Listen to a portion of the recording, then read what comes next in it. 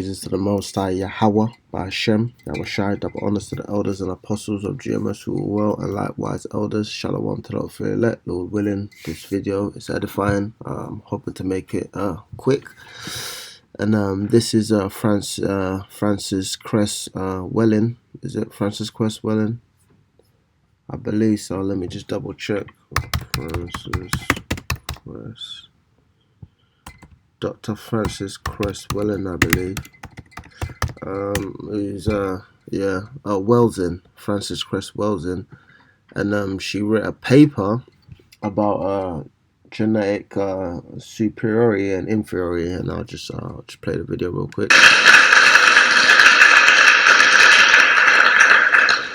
And in that paper, I talked about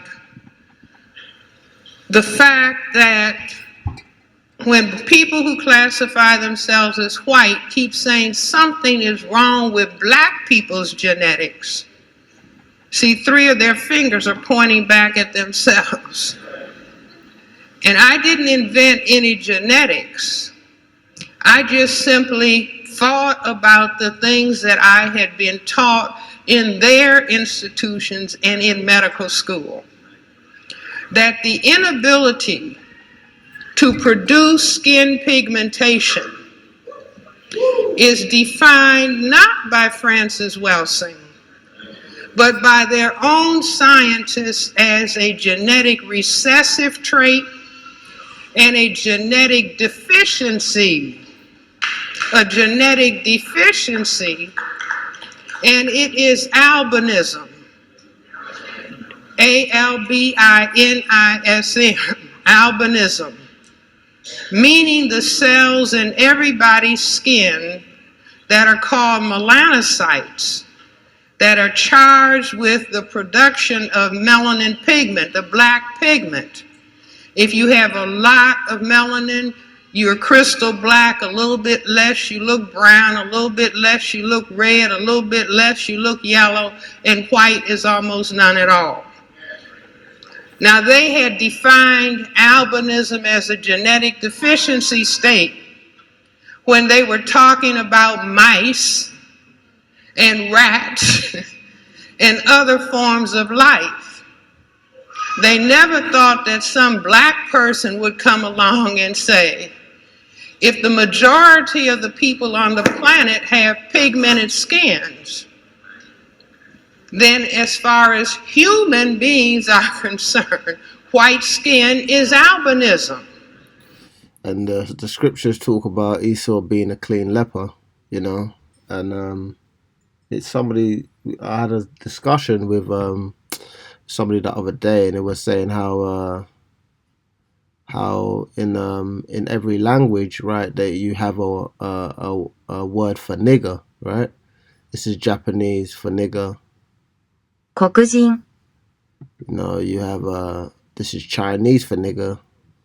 黑鬼 The German word for nigger is a direct translation, pretty much. You know, Dutch for nigger is Neger right.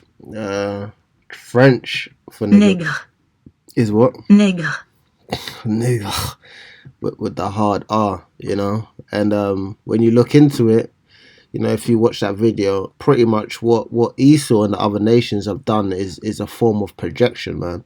Because as much as Esau does all this stuff, he's in cahoots with these other nations, you know, to stop Jake from knowing who he is. The person asked me, why do you think they do that with black people? You know, pretty much because they know once you come to yourself and you remember who you are and you pray to the Lord's going to deliver you. And that's not what these people want. So they make a prey of you. This is Google. It says, what does it mean when someone is projecting? Projection is a type of defense mechanism or means of coping. And what they're coping with, the fact that they're not the chosen of the Lord. People may use defense mechanisms and unconscious mental strategies to cope with stressful or anxiety-provoking thoughts and experience. And what's an anxiety-provoking thought? To read the scriptures and to know that you know you're hated in the eyes of the Lord, and ultimately you're gonna be rounded up and destroyed. That's gotta be some kind of anxiety, man. So you're constantly sitting there on the edge of your seat, You know, and the scriptures talk about, you know, if Esau sorts everything out, he would put away Jacob. So this is why this guy is on a constant hunt to discover everything and to make everything known to himself and to control everything. He has a control. What's that? There's a word for it. There's a psychological term for it where like you want to control things all the time, and he's a control freak. You know, when someone unconsciously attributes their thoughts, feelings, or behaviors to another person, they are projecting. So when they say Jake is inferior and Jake is this and that, what they're doing is they're actually projecting their own inferiorities onto Jake, man. And you look at these people here. I'll play this video real during quick. October 7th. They've shown no rape on October 7th. They showed no beheaded babies. All that was all bullshit. I'll send you stuff. No, there's plenty of stories. It's not all of them. The Israeli articles that I saw recently said that there was only 2 babies killed. One was shot by a bullet, and the other one died in a hospital. No babies in ovens. There's no beheaded babies. All that was all bullshit. Okay, so go back to the part when you said they think they're better than you. You believe that Jews think they're better than everybody else. It says it in their Bible. Okay, but you believe they're better than everybody else. Okay. I didn't say they're better than everybody else. They think. According to their scripture. Okay. And then if you look at how they operate, they literally caught people raping Palestinian prisoners. And there was riots. But the riots weren't because they were raping the prisoners. The riots were because they felt like they had the right to rape the fucking prisoners. That's why they almost had a fucking civil war, because they felt like they had the right to rape these prisoners. They felt like that was okay because they weren't Jewish. No, we know those people can't be, you know, the people of the book. This is Revelation 3:9. Behold, I will make them of the synagogue of Satan, which say they are Jews and are not, but do lie. Behold, I will make them to come and worship before thy feet, and to know that I have loved thee. Right? So clearly the Lord has made a distinction in the earth. Because this is what you're really supposed to do when you defile a woman. Right? Deuteronomy 22:25. If a man finds an engaged girl out in a field, and she don't have to be engaged, and forces her to have sexual relations with him, only the man must die. So you're supposed to put, you know, the man to death. So that even itself shows you that these can't be the people of the book, man. This is Malachi 1:2. I have loved you, saith the Lord, yet ye say, wherein hast thou loved us? Was not Esau Jacob's brother, saith the Lord? Yet I love Jacob. And even when you look into, because I brought this out at camp earlier today, when you look into the word Caribbean, right? It goes into, it says, of the native people of the Central America and Northern South America, and formerly of the Caribbean, from the Spanish word Carib, from Arawakan, West Indies, Kalingo, Carina, or Calino, said to mean brave ones, or else strong men, or strong ones. So there's clearly a distinction in who Jake is in context to these other nations, man. And these people know who Jake is, right? But we don't know who we are, man. Even when you look into the word heathen, and I brought this out earlier, I just probably gonna read this and a couple of scriptures and end on that. It said heathen likely comes from a term for a country inhabitant, in particular a heath dweller. The source, the Latin source of pagan, originally meant country dweller or civilian. It was used at the end of the Roman Empire to refer to people who practice a religion other than Christianity. So pretty much anyone outside of the covenant, right, is a heathen, right? And the other word goes, when it goes into heathen, it means a heath. It means what's it? Let's see. Definition for heath is let's see, dictionary definition. What comes up on the phone is different from what comes up when it goes into heath, an area of open uncultivated land, typically of an acid sandy soil with characteristic vegetation of heather, gorse and coarse grasses. So basically it's uninhabitable land. It's land that is worthless, man. A heathen, right?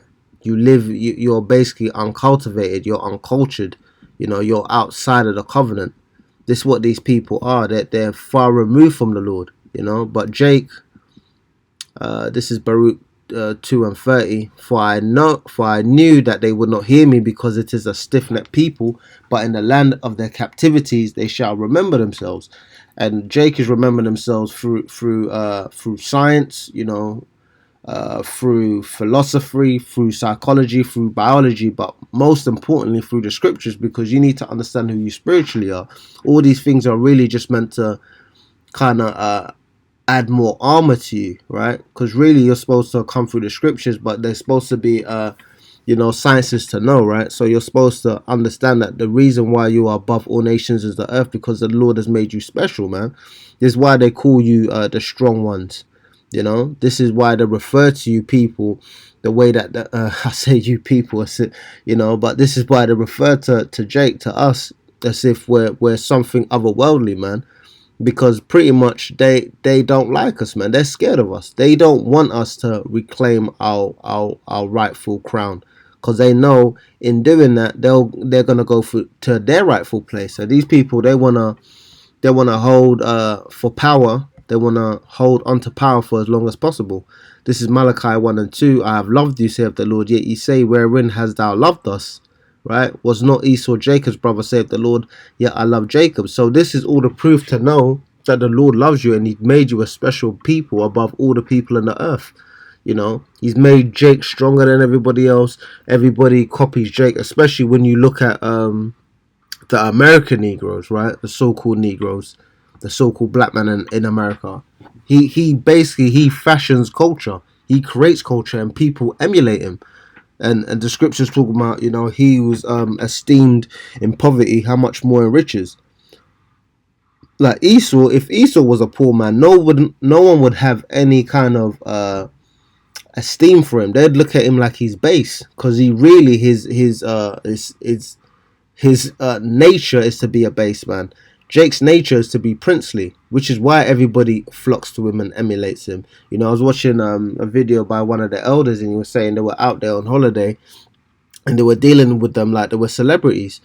You don't see Esau going to places and people dealing with them like celebrities. They only deal with them because they know they got money.